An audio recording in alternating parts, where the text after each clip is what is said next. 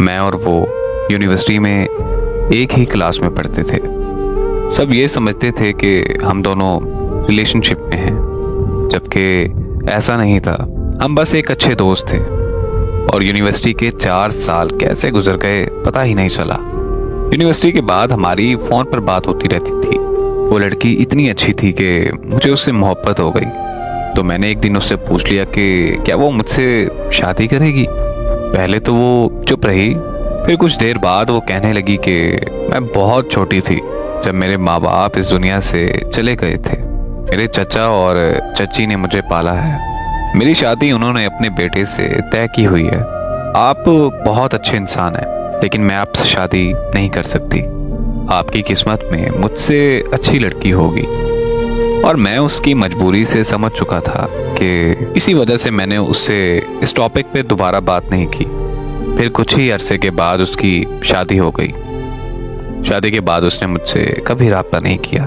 कुछ महीनों बाद मैं भी उसे भूल गया और एमएस करने के लिए अमेरिका चला गया। और फिर जब मैं 2 साल के बाद पाकिस्तान वापस आया तो यूनिवर्सिटी के कुछ पुराने दोस्त मुझसे मिलने आए। उन्होंने मुझसे महविश का जिक्र किया तो मुझे उससे मिलने की चाहत होने लगी। मैं महविश के चचा के घर चला गया जहाँ वो रहा करती थी। वहाँ जाकर मुझे पता चला कि 1 साल बाद उसकी तलाक हो गई थी। और वो तलाक के बाद कहाँ गई, कैसे गई, किसी को कुछ पता नहीं। ये सुनकर मुझे बहुत ज़्यादा तकलीफ हुई और मैंने उसे ढूंढने का फैसला किया। उसके सारे दोस्तों से, सारे रिश्तेदारों से मैंने पूछा कि वो कहाँ जा सकती है, लेकिन किसी को कुछ पता नहीं था। ढूंढते ढूंढते 6 महीने गुजर गए, लेकिन उसका कोई सुराग नहीं मिला। एक दिन मैं दोपहर को सो रहा था और मैंने ख्वाब देखा कि दाता दरबार की सीढ़ियों में बैठी रो रही है। मैं ख्वाब से जागते ही दाता दरबार की तरफ निकल पड़ा। वहां पहुंचकर उसे इधर उधर तलाश किया, लेकिन वो नहीं मिली। फिर मेरी वहां मुलाकात एक दरवेश से हुई। मैंने उस दरवेश को सारी बात बताई तो उसने कहा कि क्या तुम महविश को ढूंढ रहे हो और क्या तुम्हारा नाम हमजा है। मैं उस दरवेश की बात सुनकर बहुत ज़्यादा हैरान हो गया, क्योंकि मैंने उसे अपना और महविश का नाम नहीं बताया था।